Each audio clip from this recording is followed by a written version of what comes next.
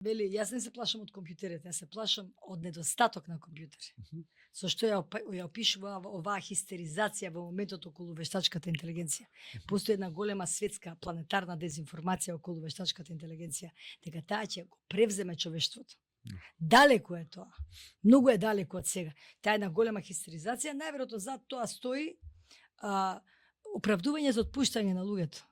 За отпуштање и маргинализирање на многу професии, меѓу кои и новинарската и телевизиската.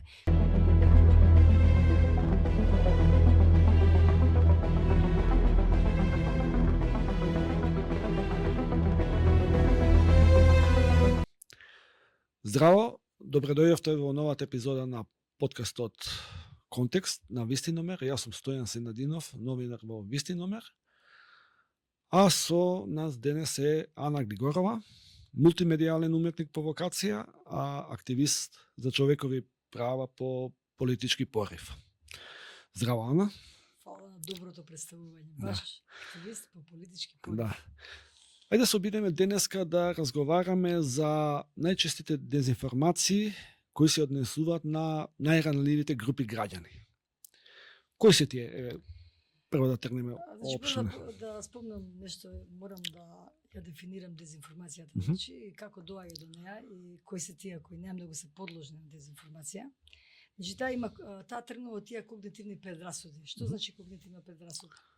Може човекот да биде супер интелигентен, супер образован, значи без оглед дали е на дното финансиско или е нешто посредна класа или е богат и така натаму.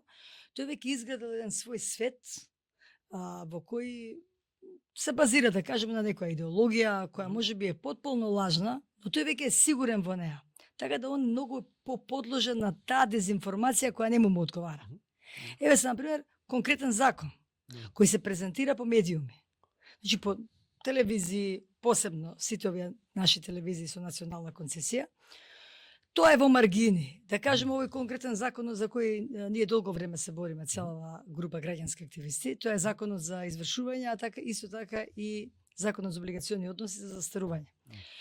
Што да кажеме, луѓето тоа го прифаќаат прво преку емоција, значи прво тука има емоција, па се гради тој когнитивен дел и се создава еден став кој може да биде комплетно лажен. Токму затоа што се трга од некоја емоција. И плюс предрасудите кои веќе се стабилни и јасни, така да они го голтаат едноставно. Го верификуваат. Верификуваат како вистина. Нешто што најверојатно е и лажно во принцип. И за не можеме да кажеме дека има лажни закони. Законот е тоа што е. Сега може да има лошо интерпретирање на закон. И тука веќе влегуваме, така, и тука влегуваме во една тесна маргина помеѓу лагата и вистината. Значи, многу често вистините работи се преобликуваат во лажни. Еве, например, што се случува? Невистината за застарување на побарување. Значи, не постои, јас, еве, истражувајќи со правниците со кои долго време соработувам, никаде не сретнав во ниедна европска држава, да кажеме, ќе ги земам европските како репер, па и источните држави, никаде не постои незастарување. Значи, кога условно да кажем побарувањето ќе влезе во кругот на извршителот, тоа застарува некаде за 10, некаде за 15 и така натаму. Кај нас, според Уставниот суд на нашата држава, кога ќе дојде кај извршител, тоа не застарува. Значи, прво, каде е тука дезинформацијата? Прво, дезинформацијата дека секаде во светот е така. Излагаа разноразни, се појавуваа правници, нарачани, адвокати, кои зборуваа дека треба да се угледаме на законот од СХС, например, од кралството Југославија и така, нешто што поминало пред еден век и не постои како држава. И за многу е важно што луѓето тоа го голтаат, затоа што имаат силна доверба во тие телевизиски куќи и во тие, да речеме, условно портали, да кажам. Имаат силна доверба и тоа го прифаќаат како некоја вистина. Колку ја да урлам, колку јас да викам. Еве, моето викање и урлање довело до тоа да ете Уставниот суд и нашето заедничко, не сум сама тука секако, на почетокот на 2024 година донесе едно решение со кое го призна застарувањето.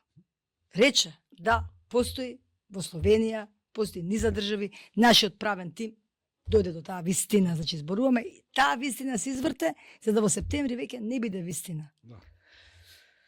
Како да објаснам? Значи, објаснувам со тоа што луѓето веќе легалистичкиот момент кај луѓето ја голта таа дезинформација и постапува по неа. Иако дел од него, инстинктивно, интуитивно, знае дека се работи за некаква лага и тие нонстоп ми пишуваат мене. Значи, во тој дискурс сме, во тој диалог, во тој разговор сме, во тој говор со таа една поголема група на луѓе константно. Да подсетиме дека вие заедно со одредена група или неколку организации граѓански успеавте тие два закони до некаде да ги, како да кажем, не ги срушивте, туку се обидовте да ги стопирате, да ги ревидирате. Направивте доста. Например, тарифата на извршителите е намалена уште од 2018, мислам дека година беше со закон, со која ние стопиравте тие високи тарифи. Тоа е нашето инсистирање, огромно инсистирање, значи притисок, како да кажам. Втората добра работа е оној момент дека ке пензионерите и ке вработените, ке работниците, една третина која беше дотогаш детерминирана, која се земаше од платата или пензијата, се намали на една петина, што исто така, не дека го реши, ама го намали притисокот, нели притисокот врз семеен буџет имаме, и најважно од се, сметам дека нашето инсистирање на и каматата исто така, значи висината на каматата не го надмине долгот, односно ако е долгот 10.000 денари, заедно со камата не може да биде повеќе од 20.000 денари. Не е малку и тоа, ако е долгот 1000 евра, 2000 евра треба да се вратат. Но во принцип ја би се вратила на она дезинформација која е суштинска за сите овие појави. Меѓу другото не е само за самиот систем, самиот процес на извршување и системот на наплата, туку таа е многу поширок. Со десот на јавното здравје, со кое многу се занимавав, например, дезинформацијата околу јавното здравје уште со почетокот на пандемијата за COVID-19 и претходно, нели, антиваксерските движења со кои да го ставиме на страна самиот момент на вакцинирање со COVID-19.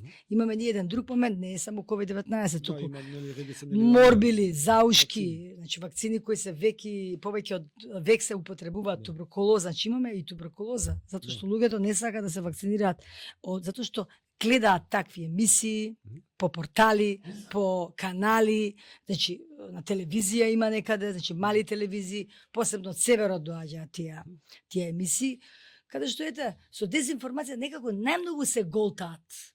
Значи оние теории на заговор. Значи целиот оној, значи секој сака да антиципира.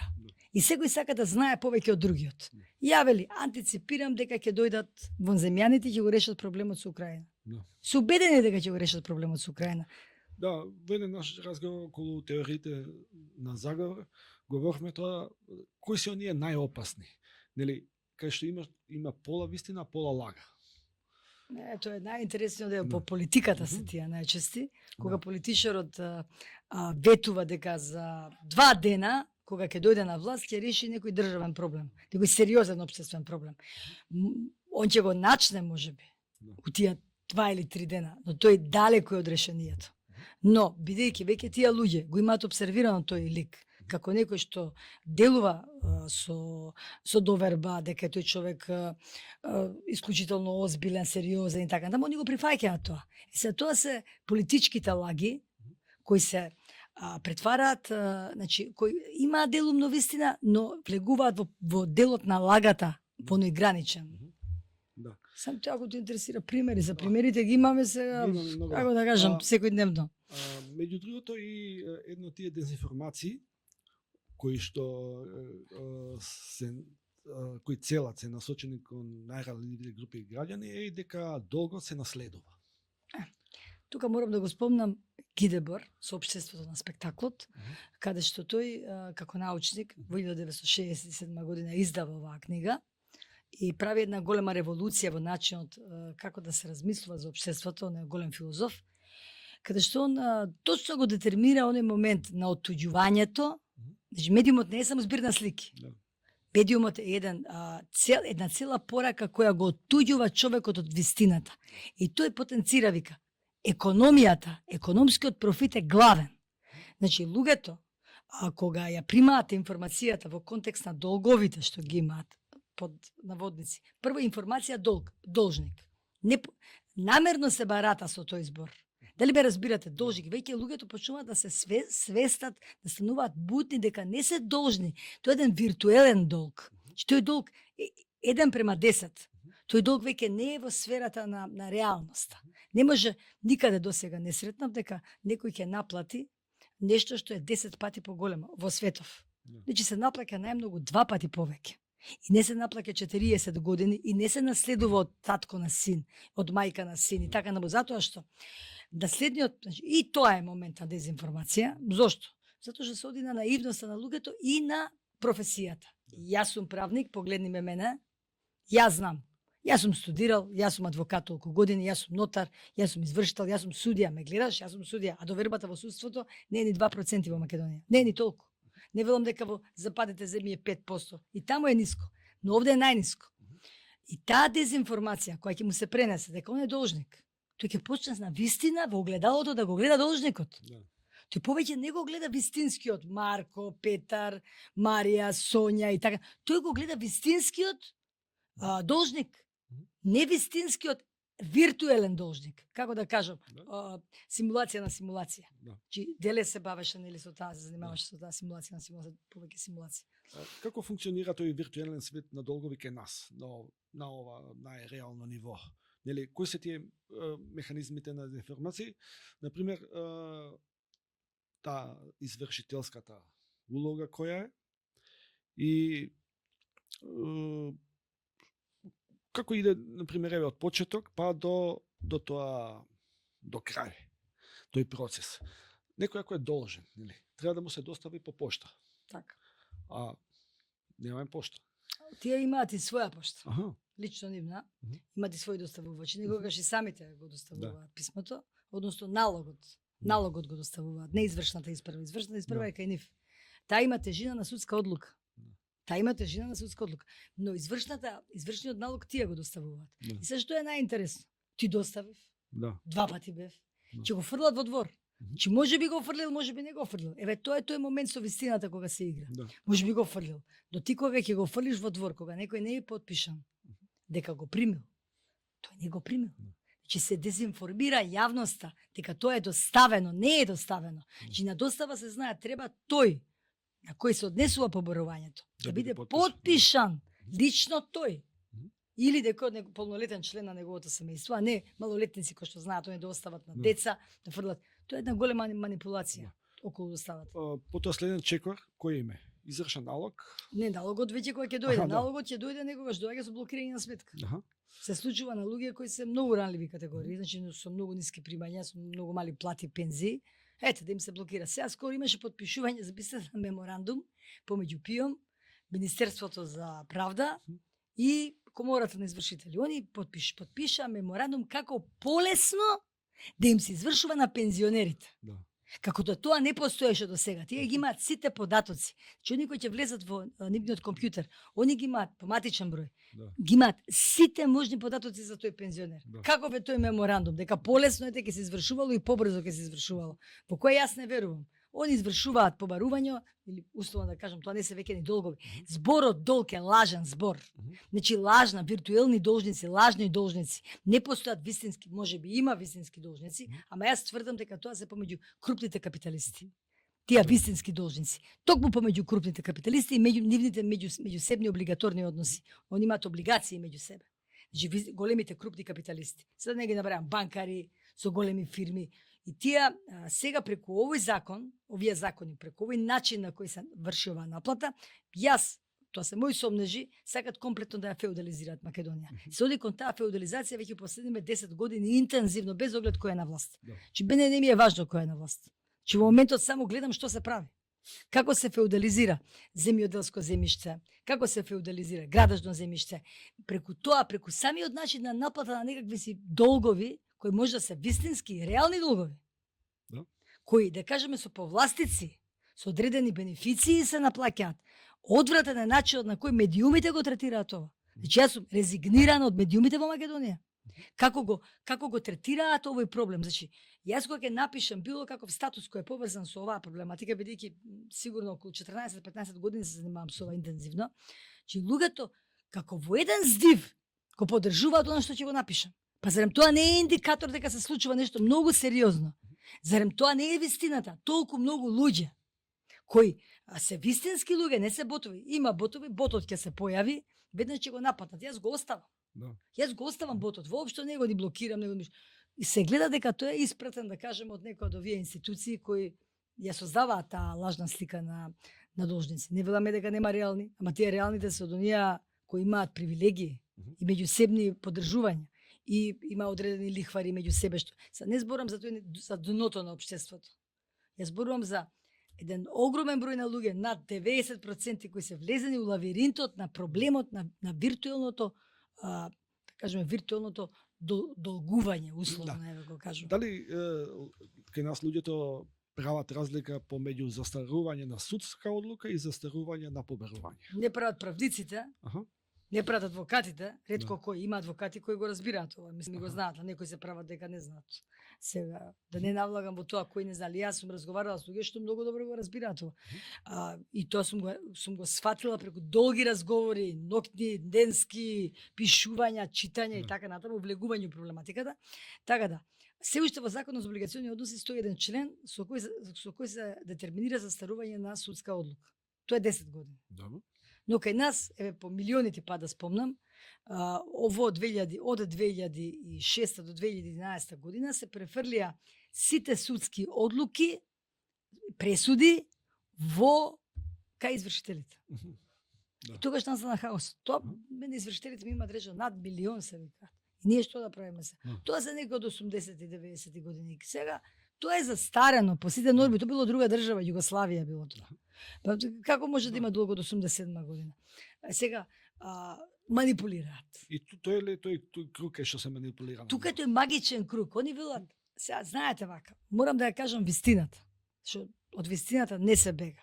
Од фактот дека кога ќе дојде побарувањето кај извршителот, кога тој ќе направи извршната испрва, според нашите закони не постои застарување. Замислете, до смртта и после смртта, каде што се манипулираат потомците на луѓето. Значи, тоа е нешто неверојатно. Значи, нешто што е феномен. Значи, јас ова се спремам во една книга да го сместам, значи, со вистински примери, веќе го селектирам и веќе тоа ќе излезе. Ќе ја пуштам да се чита.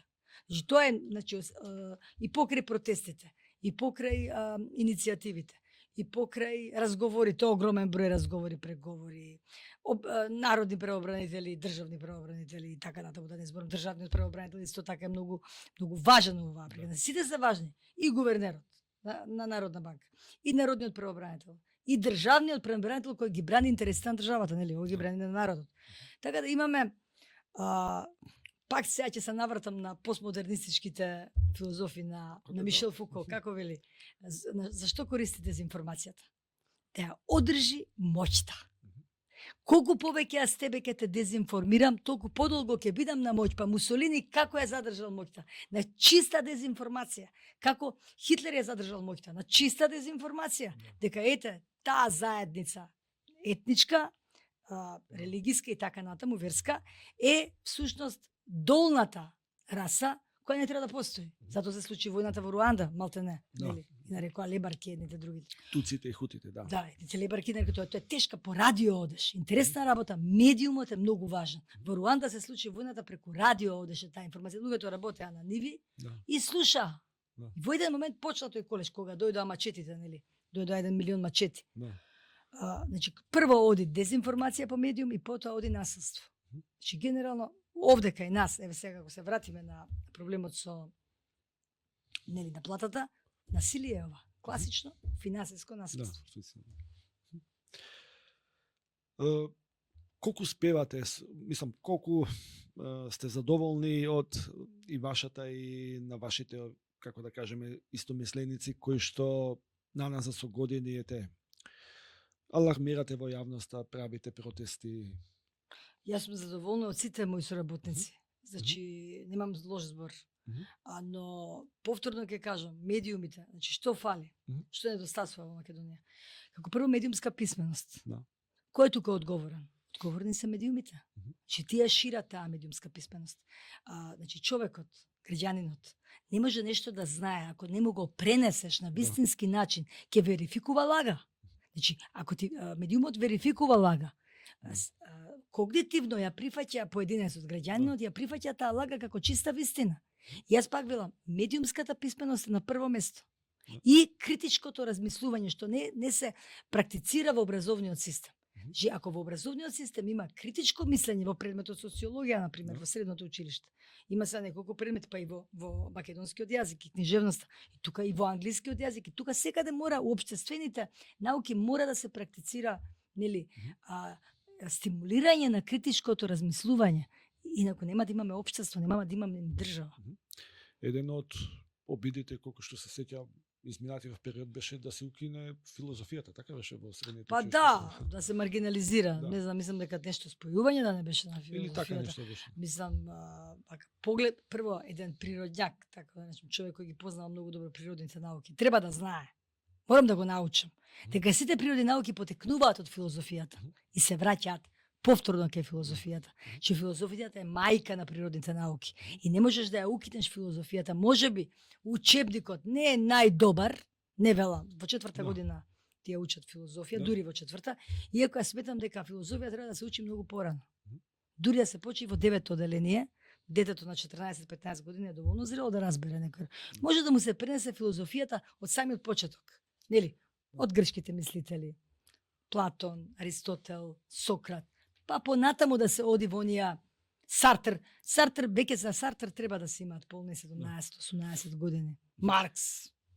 А до тогаш, мислиш ли дека затоа се најчести дезинформациите на така наречена идеолошка база? Токму тоа. Значи, најмногу што ме боли мене како човек што е од левиот спектар, значи јас сум прилично во левиот спектар, и затоа се нафатив на цела во оваа борба тешка.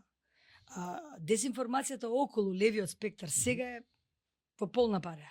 Посебно пред избори, после избори, околу избори, кај нас постојано.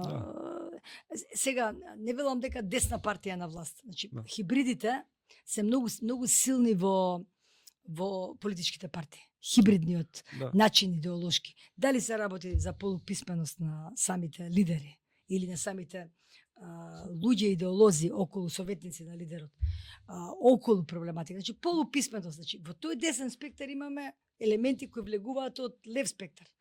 Во левиот спектар имаме елементи кои се многу десничарски, кои јас ги препознавам како десничарски. Значи во европските левичарски партии се знае што е лева партија. Се знае што е лева партија. У Словенија левицата знае што е лева партија. Додуши и словенците беа во социјализмот, не можам. Многу убави примери за идеолошки почисти партии од нашиве леви партии има токму на тој трул запад капиталистички, каде што англиската, например, британската комунистичка партија идеолошки е многу силна. Американската е многу силна идеолошки. Иако ќе речеме таму е најголемиот капитализам. Не, таму имаме многу силни идеолошки граници. Тука има дезинформација во однос на идеологијата. Таа е најстрашната дезинформација. Кој ќе кажеш, аха, тие се криви, тие се 100% криви затоа што тие ја правеа Македонија, или овие овие другиве се криви затоа што они инсистираат на етноцентризам и затвореност во етничките граници, па тие се десни, па тие прават раздор. Не. Тоа е манипулација, а затоа се стои, што би рекол Гидебор, чист економски профит и ништо повеќе. Научно се докажува тоа дека стои строго економски профит, но ние немаме обвинителство да го процесуира тоа. Немаме закон за потекло на пари, немаме закон за потекло на имот. За да им се одземе и имотот и парите. Тие кружат испрани туку у Македонија. Од таму ли е таа огромна хистеризација на нашето општество?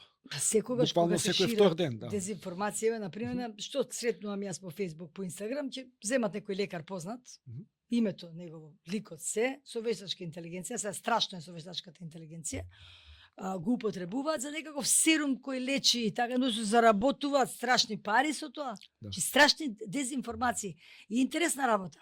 Селектираат тоа што им одговара не го тргаат тоа што не им одговара, тоа го оставаат. Значи тоа што е вистинска дезинформација која може да предизвика опасност по животот, загрозувачка ситуација, тоа мора веднаш да се елиминира. Да. Благодарам, Ана, за ова твое исцрпно и темелно, нели, прикажување на дезинформациите, посебно за најранливите категории граѓани, но Сите сме ранливи. Да. Но Во оваа еве држава. се обидовме, нели, да фатиме еден малку поширок круг. И за крај, што мислиш? Како ќе Ќе го оди тој цитирам процес? Исак Асимов, Да, како ќе За оди крај. тој процес, да. бидејќи премногу го почитувам. Мгм. Мислител. Да. Вели, јас не се плашам од компјутерите, јас се плашам од недостаток на компјутери. Мгм. Зашто ја опишува оваа хистеризација во моментот околу вештачката интелигенција. Постои една голема светска планетарна дезинформација околу вештачката интелигенција, дека таа ќе го превземе човештвото. Далеку е тоа. Многу е далеку од сега. Таа е една голема хистеризација, најверојатно зад тоа стои оправдување за отпуштање на луѓето. Мгм. За отпуштање и маргинализирање на многу професии, меѓу кои и новинарската и телевизиската. Па добар И така дел и од натаму. компјутерџиите. Ама да, тука е критичкото мислење. Да. Мгм. Нема да го ставиме ние критичкото мислење на вештачката, убаво рекол Исак Асимов. Да. Не се плашам од компјутерите. Да. Него недостаток на нив. Значи, тоа е алатка. Самиот компјутер е алатка нас да ни помогне ние критички да размислуваме, не тој да ни го креира нас критичкото размислување. Во ред, благодарам уште еднаш. Драги гледачи, ево ова беше новата епизода на подкастот Контекст на Вистиномер. До гледање.